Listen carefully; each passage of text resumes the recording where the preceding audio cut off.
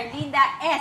Villagonza. Siya po ay Assessor and Trainer from Technological Education and Skills Development Authority or TESDA. Yun palang ibig sabihin, no? Haba. Technological Education and Skills Development Authority. Kaya kung may contest, di ba? Okay, good morning po. Good morning. Good morning. Nice to have you here. Thank okay, you. Can you tell us what this iLearn Center is all about? iLearn Center po, ito po yung training center na accredited ng TESDA. May mga offer kami ng mga livelihood training program din aside from mga courses na ino-offer namin. Kasi yung mga high school graduate ngayon na walang mapuntahan, walang work, mas mabilis po sila makapagtrabaho kapag nag-enroll po sila sa amin. Kagaya po sa massage therapy, napaka-in-demand po ngayon. Local tsaka abroad po. Tapos yung finishing course for call center agent and caregivers. Okay. And ito, iba't iba ang mga fees. Free pa po nga sa ngayon. May mga sponsor po kami na nag... Free! Yes, ma'am. Lahat ng training. Yes, ma'am. Except yung merong mga miscellaneous, kagaya ng sa uniform at saka sa IDs. Okay. So may mga sponsors po kasi kami, kagaya sa massage therapy, ang sponsors po namin si pwede bang banggitin. At saka may mga... Well, depende. Sabihin mo muna sa akin kung pwedeng Ayun. banggitin. So may mga nag-sponsors po, local tsaka abroad. Kasi after ng graduation, hinahire din ito po mga tao or Yung agencies? Yung Yung mga agents. sponsors? Yeah po. Sponsors. Partner, ito magandang tanong to. Yes. Ano naman ang pwedeng gawin ng mga mami sa bahay na pwedeng pagkakitaan? Marami Ano po. mga trainings po? Marami na-offer po, niyo ma'am. doon? Sa kagaya sa meat processing. Meat processing? Sa bahay, processing, Paggawa ng Pwede. tusino, ganyan po. Tosino, skinless longganisa, okay. at saka kung ano pa yung mga para sa pagkain. Mabilis po kasing kumita sila doon. At the same time, puro natural po yung mga ingredients na ituturo din po namin. Plus yung mga ganitong beads making. Oh, parang parang pwede gusto ito ko sa bahay. mag-enroll, Opo. Oo nga. Seryoso po ako. Parang ma'am. gusto ko. Yes. Saan po saan po ang mga schools? Ang schools namin, nandiyan po sa may Nascobao. Tapos may mga satellite office po kami sa mga barangay. Within Pero Quezon yung school City. sa Aurora, kunyari ako, I'm from Mandaluyong, I will go pa to Aurora. Yes. Okay. Or baka may satellite Pero- na naman na office sa Mandaluyong? Wala, ma'am. Within Quezon City po kami. Within Quezon City. Okay. Pero yung TESDA, ang layo-layo. Accredited lang po kami sa TESDA. Accredited. Yes, ma'am. I see. Sinong ano nito? If you're accredited ng TESDA, sino yung pinaka-namumuno dito? Sa school namin. Opo. Yes. President po namin. Sino pong president Sino niyo? po siya? Si Miss Tates Gana po. Miss Tates. Yes, ma'am. Yes. Okay. Kilala ko si Miss Tates. Yeah. Okay. And then, kung meron gustong sumali, anybody from Quezon City or maski galing Mandaluyong, pumunta lang sila doon, pwedeng pumunta, and then they're going to register. Yung iba pong courses, pero yung free namin na tuition fee ay for Quezon City only. Okay. I see. So, lahat ng mga, kaya nga si Tates, no? Okay. Tates of Mayor Herbert, no? Yes. I So, see.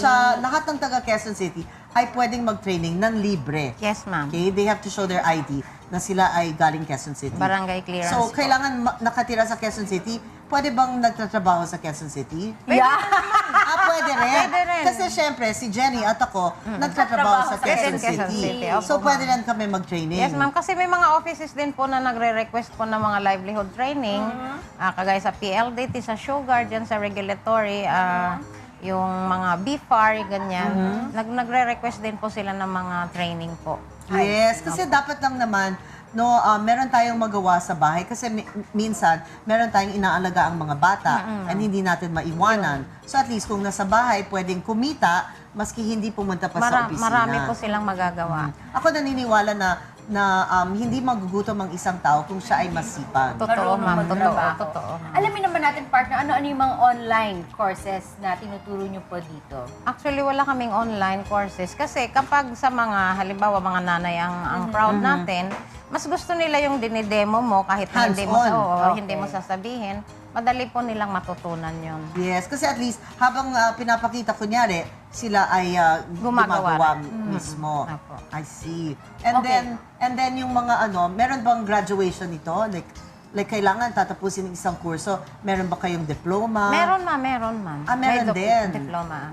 And gano'n po siya katagal mag-run? Parang 3 months, ganyan, Depende po sa summer? courses. Depende. Opo. So, kailangan tapusin mo, hindi pwedeng ito matatapos ko, kunyari 1 month, but ako, Oo. matatapos ko in 3 months. Okay lang ba yun? Depende po sa assessment. Kung marunong na siya, kasi meron din naman Ah, tayo. so kung Ipapa-assess genius natin So, may sa parang TESDA. exam? Opo. May assessment po. So, kung Written paano- at saka practical. Kung genius ako, pwede ko siya matapos agad-agad, okay lang Yes, po yun. ma'am. Kung slow ka, medyo matagal, okay lang din po Pero yun. matatapos rin. Yes, Pero ma'am. matatapos So, hindi naman rin. nakakatakot. Hindi naman po. Hindi nakakatakot. Pero yung assessment, anong klase? Written, Written or tsaka oral, oral? practical. Practical. Wow. Eh, magkano naman po pag may, let's say, bayad? Kasi pag, kunyari ako, hindi ako taga Quezon City or hindi rin ako nag-work sa Quezon City, how much yung kailangan nilang bayaran? Kahit ballpark figure lang po. Wala pa po kami ngayon Wala na pa. may Pero tuition mura lang fee. naman. Yes, Very ma'am. affordable. Affordable po. Sa percentage ng mga sumasali, ilan ang nakaka-graduate? Halos lahat po, ma'am. Kasi kapag halimbawa may bumagsak, i-assess pa namin, tuturuan pa namin. Hindi Hanggat namin makagraduate. bibitawan hanggat hindi siya matuto. Very Oh, good. wow. May mga lalaki rin sumasali? Marami, ma'am. Maraming lalaki. Wow, mabuti naman. Na-monitor niyo po yung mga nangyari sa kanila after na ano sila dito sa inyong livelihood program? Yes, ma'am. Kumbaga napakinabangan ba nila Yes, after? ma'am. Opo. Yung iba, through Facebook, sinasabi nila sa amin, ma'am, thank you talaga, nandito na ako sa abroad, ganyan, ganyan. Oh. So, masarap po sa pakiramdam yung gano'n marami kayong natutulungan. Okay. And then, kunyari, may gustong sumali maski ibang bansa, pero wala naman courses online, kailangan talaga pumunta dito. Yes, ma'am. Yeah. And wala naman kayong pwedeng padalang, let's say, hard copy of anything. Kunyari, kung paano gagawin, anong instructions, Hindi pa namin po yan inaalaw pa sa hindi pa ngayon. nagagawa. Opo. Okay. How long has this been going on? Since 2006 pa po kami. Matagal Hanggang na. 2006. Ano naman pong courses ang recommend nyo sa ating mga mommies na madalas nasa bahay lang? Yung talagang mapapakinabangan talaga nila kasi hindi sila masyado nag-aalis. Yes, yun, meat processing, di ba? Marami po, ma'am. Meat Kasi processing. kaya ng soap making, perfume making, soap making, soap making. liquid Detergent making. Oo, detergent. Tsaka yung herbal processed meat. soap na yung panligo nila. So, Hindi na at least sila kung gawin bibili. nila, tipid. Tipid, ma'am. Diba? May nagagamit For the na soap, sila. for the shampoo, Saka yung ganyan. ganito, Yes, accessory making. O ito, kunyari, magkano naman ang puhunan nito and magkano kaya pwedeng ibenta? Kasi yung mga beads per kilo po, yan nabibili. Kaya So, mas marami. mura. Mas malaki ang kikitain nila. Pwedeng patingin? Sige, ma'am. Nice, no? Ikaw gumawa nito? Yes, ma'am. Ah, Matagal ko na nagawa yan eh. Since Galing, 2011 pa. Ang ganda. Bagay sa kanya. Bagay. Hindi, maganda. Isa ibabalik ko, no? Pero maganda. No, actually kasi, pag ito ay minsan binenta sa ibang bansa, napakamahal. Totoo. No? Pero magaling talaga ang mga Pilipino gumawa ng mga... Basta may may Bagay. environment, there's a place where they can be taught. Talagang Yes, ma'am. magaling At saka, ang mga Pilipino. Maganda rin to kasi pati mga bata matututo sila. Parang may family bonding. Kasi meron na kami mga experience na ganyan. Pati tatay gumagawa. So mas maganda yan na instead na manood sila kuminsan ng TV. Pero hindi naman nila sinusuot. Binibenta po. Binibenta. Mabuti naman. Maganda ha, congratulations. Kasi nung pag nagtuturo ako, meron pa contest kung sino yung pinakamagaling maganda yung design. So Ano may ang prize. pinakamahirap na dinadaanan nyo? Like, anong mga challenges na Sa pagtuturo. As a trainer. yeah, or kunyari, or sa mga estudyante nyo, or sa mga mommies? Wala na. So far, yung area, yung malayong lalakarin, minsan sa mga remote areas kasi naikot ko na halos buong Pilipinas, magtuturo ng mga ganito. So, Ayun ang yung pinakamahirap. pag-travel po, lalo na by land. Baka pwedeng pumalik si tita at pagturuan tayo gumawa niyan para sa ating arts and crafts. Arts and crafts. Pwede bang Pwede, bumalik pwede, si tita, ma'am. Diba? no? Tuturuan. Pwede. Para Para maganda. negosyo. Oo. Negosyo. Pwede. Okay, thank you so much po. Thank you very Baka much, gusto ma'am. niyo po silang i-invite. Ano pong inyong Contact details? Yung aming contact details, nilagay po namin dyan. Kung sino po yung gustong mag-enroll. Sa ngayon, ongoing po yung aming massage therapy, Hilot Wellness. Meron kaming caregiver at saka call center agent. Mga livelihood training, per barangay po ang magre-request. Ngayon, kung gusto niyo pong tumawag, doon lang po sa aming landline.